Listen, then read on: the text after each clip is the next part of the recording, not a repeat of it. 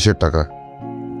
তোমার বড় ভাবির বাবা দিচ্ছে। বাসার জন্য তো কখনো কোনোদিন গিফট কিনো নাই, কিচ্ছু দাও নাই। কথা তো শুনতে হয় আমার, তোমার গায়ে তো কথা লাগে না যে সবার জন্য কিছু না কিছু এনে নিয়ে আসবা। এই দোকানের মিষ্টি সবাই কিনে, কারণ দামে একটু কম পাওয়া যায়। হ্যাঁ, আপনি বলছেন আপনার বাবা নাই, এখন আপনার বাবা আসলো কোত্থেকে?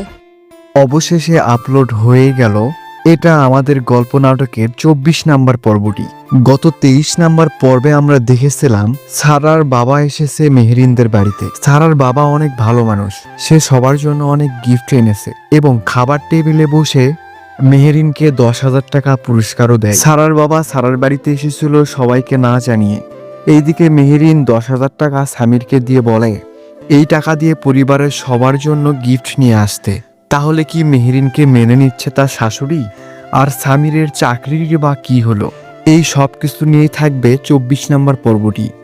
এইদিকে 23 নাম্বার পর্বে আমরা দেখেছিলাম মেহেরিনের বাবা মা মেহেরিনকে দেখার জন্য এসেছে, কিন্তু এটা সহজভাবে নেয়নি মেহেরিনের শাশুড়ি। সে নানাভাবে মেহেরিনের বাবা মাকে অপমান করে।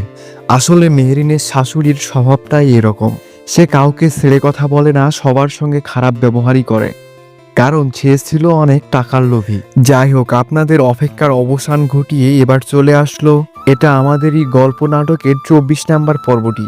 এই পর্বে যেসব ঘটনা ঘটতে চলেছে সেগুলো দেখলে আপনি অবাক হবেন। অবশেষে 24 নাম্বার পর্ব থেকে মেহেরিনকে মেনে নিচ্ছে তার শাশুড়ি।